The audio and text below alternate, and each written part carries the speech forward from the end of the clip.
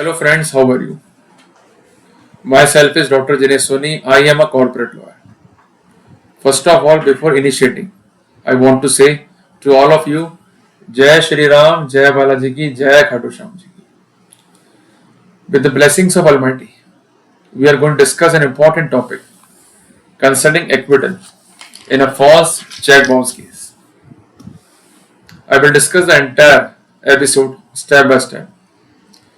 So it is requested to all of you to have a notebook with pen or pencil, unlike me, so that whatever I am going to narrate you could be maintained by you in recorded format and you could enhance your information, and on the basis of which, if you are having the resembling issue, you could easily contest the same without getting worry or panic. Do you want to update your information? If yes, it is the right time to initiate. First of all, I want to narrate the title of judgment. Judgment title is Surender versus Anu Kumar. Judgment is pronounced by Honorable Himachal Pradesh High Court. Judgment date is 4th of July 2025. So I think I intrally have provided all of you the basic credentials of the citation. In that case, an appeal was filed by the complainant before the Honorable High Court. He submitted that he had filed a strong case against accused under section 138 of NI Act. But the concerned trial court, without looking into the facts, circumstances and legal position, dismissed the complaint without any basis.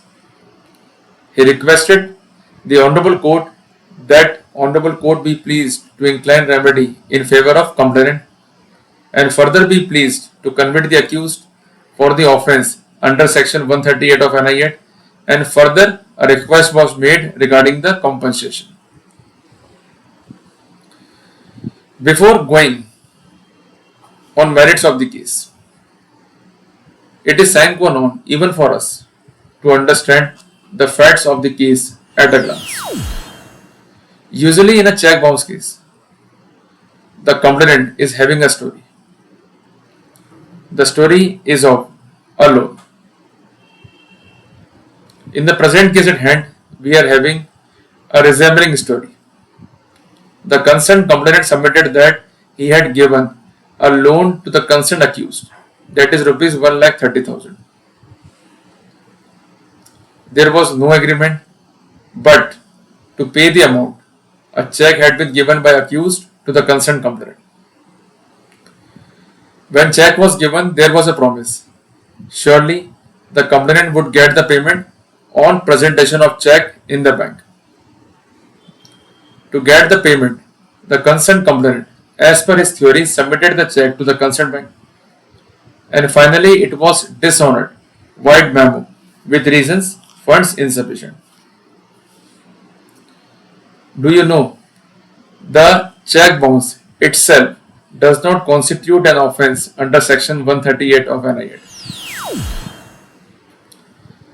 It is an offence only when a legal notice is sent, it is duly served, and the concerned accused totally failed to make payment within 15 days from date of service of notice. For this, we have to study section 138 subclause B of NI Act. So now it is clear to us that to constitute a proper check dishonor case, there must be an account. There must be a check issued out of that account. It is duly signed by the drawer. Apart from that, it is towards legally enforceable debt. And when the check is submitted to the concerned bank, it got dishonored for the reason mentioned in the memorandum. A notice is given, but despite of service, there is no payment within a period of 15 days from date of service. In that scenario, an offence is made out. And finally, the concerned complainant, as per the protocol of section 142 of NI Act, can file a prosecution. So, in the present case at hand, after giving the notice, where payment was not made, the concerned complainant filed a complaint accordingly. In that case, the accused was summoned. Finally, accused had appeared and took bail from the consent court. Do we know, after having a bail, we have to undergo through a process named as notice of accusation. There is no framing of charge in a check bounce case. Please note down the same. In the present case at hand, during the course of trial, accused is having three important defense strategies. He submitted that the debt suggested by the concerned complainant is not in existence. He submitted that it is a case of complainant that 1,30,000 is given, but in fact it is 1 lakh rupees, not 1,30,000. He submitted that he had a WhatsApp chat with the concerned complainant in which there is a direct admission by the complainant that inter alia 1 lakh rupees had been borrowed by me. When there is a specific admission, there is a direct evidence on the subject in that scenario. The ocular version of the concerned complainant could be discarded. We should know that, and we should keep in our mind that a documentary evidence is a primary evidence. If there is a conflict between a documentary evidence and ocular evidence, documentary evidence will prevail. So in the present case at hand, with the help of chat, the concerned complainant inter alia introduced a probable defense in the case. He created a possibility of false application. And that's why such strategy inter alia provided relief to the concerned accused. Because the theory of probable defense is sine qua non to be set up properly, so that we could rebut the presumption of section 139 of NI. Otherwise, we would not be in a position to do so. And apart from that, he submitted that the check had been misused. It is basically a security check, a blank signed check. He submitted that certain amount is paid in cash, certain amount is paid in accounts. As we know that the accounts are concerned with banking and it is a primary evidence. So he submitted that when the primary evidence is on record and the concerned complainant failed to endorse the amount paid towards a check amount, in that scenario, the actual amount mentioned in check never lies. In case a complaint is filed without having the endorsement, in that scenario, cause of action goes away. An accused could claim the acquittal on that point as well. He supported the argument with the help of an important judgment titled as Darshat Bhai versus Hitesh. Citation is 2023 Volume 1 SCC page 578. In that case, it is observed by Honorable Supreme Court that in case certain amount is due on the part of accused, and inter alia it is an allegation of complainant that check is given, but in the meanwhile certain amount is paid. It is indicating that the actual amount mentioned in check would not lie. The concerned complainant is bound to endorse the same to reflect the actual due amount. In case the concerned complainant failed to do so, in that scenario, the case fails. Apart from that, regarding the cash transaction, the concerned complainant submitted the testimony of two witnesses.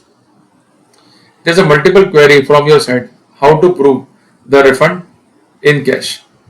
To do this, you may also submit the statement of agent of concerned complainant, which is also permissible as per section 202 of Indian Contract Act. And apart from that, regarding 30,000, there is no specific explanation by the concerned complainant. Although he tried his best to convince the concerned trial court that it is a further amount given after the chatting, but it is basically a bald statement. There is no corroboration to support that evidence. That is also helpful to the concerned accused, because if the concerned complainant is not going to make its case more specific, then with the help of bald statement of the concerned complainant, the concerned accused could take the advantage. So the position is quite clear. There is certain amount pleaded by the concerned complainant, but regarding the amount of rupees 30,000, there is no specification given by him. So it cast a doubt in the case of prosecution. Apart from that, he had made certain statements, but ultimately they are found to be self-inconsistent. So the concerned complainant totally failed to prove the case as submitted by the concerned accused, also relied on an important judgment of Honorable Supreme Court cited as 2024 Volume 8 SCC page 573. In that case, it is observed that where the complainant inter alia made self-inconsistent statement, the version cannot be relied upon. And finally, the trial court inter alia acquitted the accused and matter pending before the trial court concerning complaint under section 138 of NI Act had been dismissed. And the said judgment is also upheld by Honorable High Court. So the present judgment is quite helpful to us to understand two important points. Point number one is that whenever we are having a transaction with a complainant and transaction is unaccounted, in that scenario, it is better to write an agreement or to have the proper WhatsApp chatting so that in case of conflict, we could sustain that the consent check had been misused, and apart from that, the debt suggested, submitted, abutted by the complainant is not in existence. In addition to this, if you inter alia took a loan and certain amount is paid prior to check bounce, and the concerned complainant totally failed to endorse the amount in the notice and complaint, in that scenario, with the help of citation of Honorable Supreme Court as submitted by me earlier, you could take the advantage and benefit. So I think I am totally able to convince all of you about the subject and topic. And inter alia provided a way to all of you to help yourself without getting worried or panic. You should study your case, find out the errors, find out the shortcomings, find out the material compromising of facts, so that in near future you could fight your case in a smooth, effective and lawful manner. See you in the next video.